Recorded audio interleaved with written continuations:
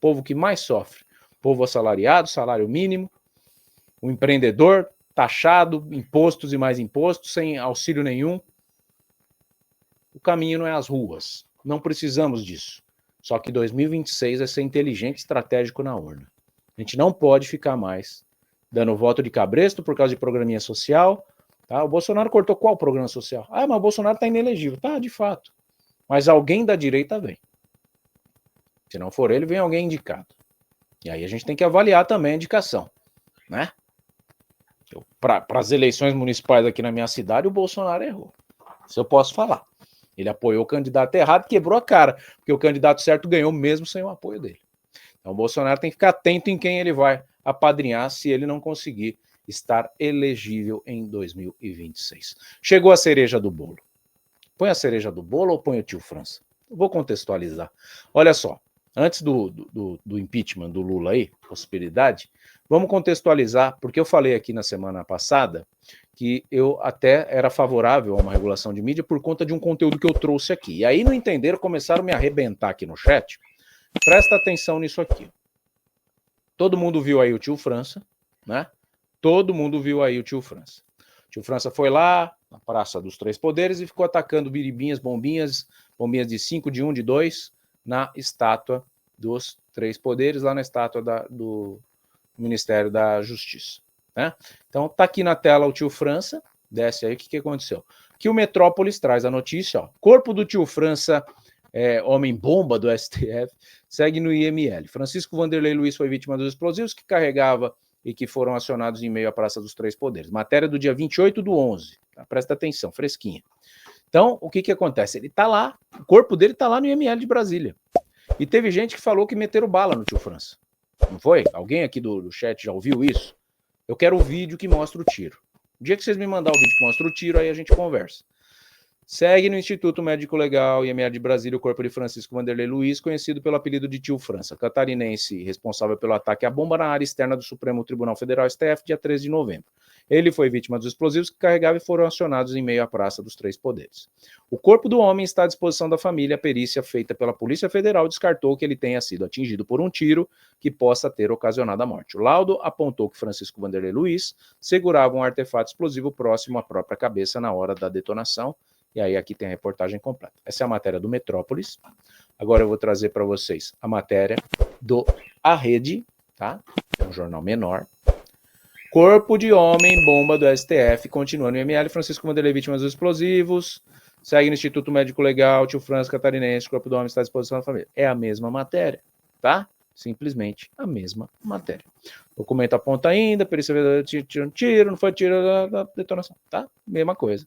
Conforme a PF, o autor do atentado, que era afiliado ao PT, morador do Rio do Sul, no Alto Vale do Itajaí, trajava uma camiseta com uma estampa de uma pessoa derrubando uma peça de dominó, resultando em uma queda de fileira de peças. As explosões ocorreram na noite de 13 de novembro. A primeira explosão ocorreu em carro estacionado entre o STF e o anexo 4 da Câmara dos Deputados, onde o porta-malas do veículo tinha fogos de artifício e tijolos. O automóvel pertencia ao próprio Francisco. Cerca de 20 segundos depois, uma nova detonação foi ouvida na Praça dos Três Poderes, em frente à entrada do STF. Então, essa foi a matéria. E aí vem... Isso aqui eu trouxe para contextualizar, tá, gente? Porque aí vem a mídia que a gente condena, a mídia que a gente está esperto, né? E aí veio e falou que era fake o tiro antes mesmo da perícia. E isso é o que me intriga. Mas está aqui o G1, né, que é da Rede Globo, não é novidade para ninguém, falando no dia 19/11 que era fake a questão do tiro, antes mesmo da perícia do IML, tá? Então isso é precipitado, porém eles acertaram, segundo o IML não teve tiro.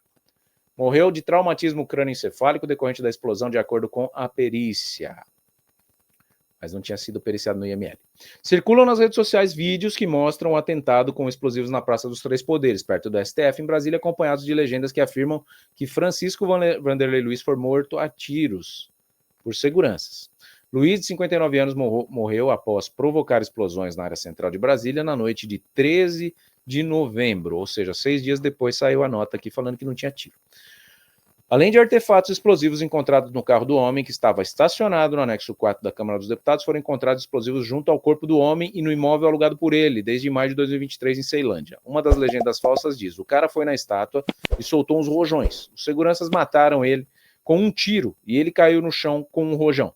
Outra legenda com teor conspiratório diz: a farsa montada por Alexandre de Moraes, operação de falsa bandeira, veja quando ele lança os fogos de artifício, ele se preparava para jogar a segunda bomba no teatro preparado. Ele aparenta ter sido surpreendido por tiros a longo alcance com o uso de silenciador. Não é verdade que Francisco Vanderlei Luiz, conhecido como Tio França, foi morto a tiros. Consultada pelo Fato ou Fake, a assessoria do STF aponta que nenhum tiro foi dado pelos agentes de segurança do tribunal. O diretor do Instituto Nacional de Perícia, Carlos Palhares, disse ao Fantástico, da TV Globo, que o autor do atentado morreu por conta de uma bomba. A gente consegue perceber uma queimadura na face e houve um dano muito grande na cabeça dele que levou à morte. Ele morreu de traumatismo crânioencefálico decorrente da explosão. O laudo cadavérico exibido no mesmo programa mostra a extensão do ferimento na cabeça de Francisco Vanderlei Luiz provocado pela explosão da bomba que ele segurou. Testemunhas que viram a cena de perto não mencionaram a ocorrência de tiro. A Polícia Federal acredita que o homem agiu sozinho e que o crime foi premeditado. A ex-mulher de Francisco, Daiane Farias, disse à polícia que ele tinha ideia de eliminar os ministros do STF. Vamos aos fatos.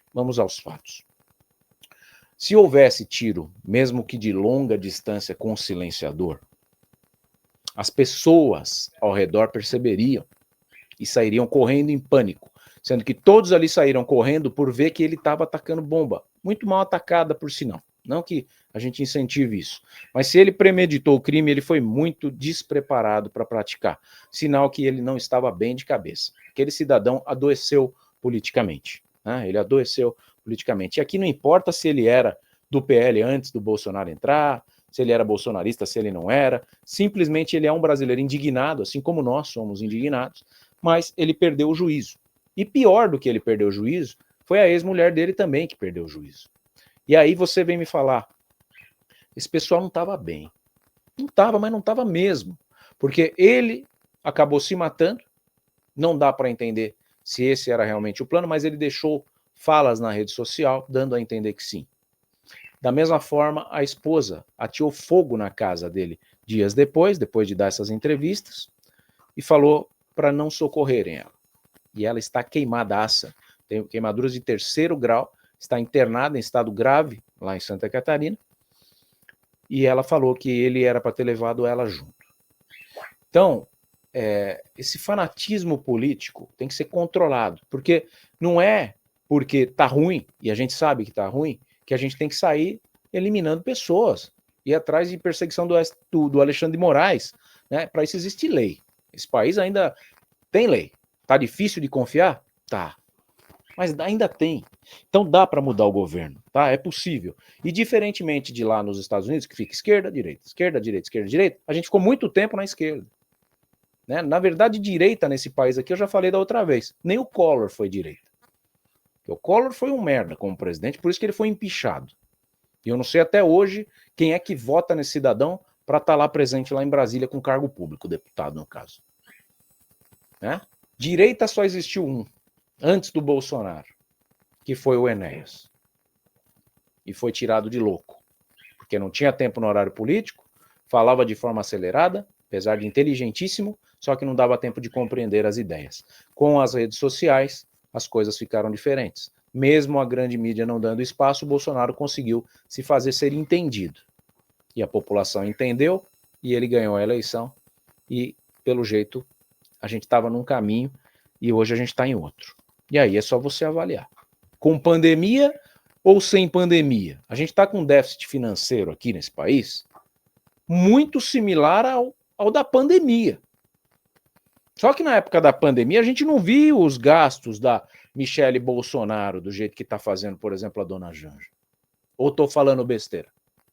Se eu tiver, vocês me corrijam. Tá? A gente não via o Bolsonaro fazer viagens a troco de nada do jeito que o senhor Lula tem feito. A gente viu o Bolsonaro enxugar a folha do sistema. A gente viu a redução dos ministérios. A gente viu uma liberdade comercial para abertura de MEIs, facilidade para o empresário, PIX, Coisa que a gente não está vendo. Abertura de margem para os aposentados. Ah, mas não teve o 14º. Não teve também. O cara não conseguiu fazer tudo. Agora, o que a esquerda agora tem feito pelos aposentados, por exemplo? Vamos falar aqui. Tem aí, ó, quase 80 pessoas do canal dos aposentados aqui comigo.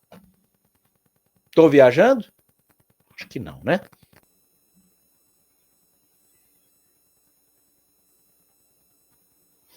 Fala pessoal, meu nome é Thiago Parigiani e você está aqui prestes a ser mais um dos inscritos que querem um Brasil mais limpo. Eu sou jornalista e eu cansei dessa imprensa em crise que quer falar mal da esquerda porque recebe dinheiro, quer falar bem da direita porque tem algum interesse. Aqui você vai ouvir a verdade, nada além da verdade. Se você cansou da imprensa tendenciosa, quer um jornalista independente, conservador, que vai falar a favor de um novo Brasil, de um Brasil mais limpo, eu convido você a se inscrever e mais, ser um patrono aqui desse canal para você apoiar a nossa independência editorial. Aqui você vai ter a verdade, nada além da verdade. Se inscreva nesse canal e venha comigo para uma nova jornada de um Brasil muito mais limpo, justo e transparente. Thiago Parigiani, jornalista, me siga, vai ser uma honra ter você aqui no nosso canal Brasil Inteligente.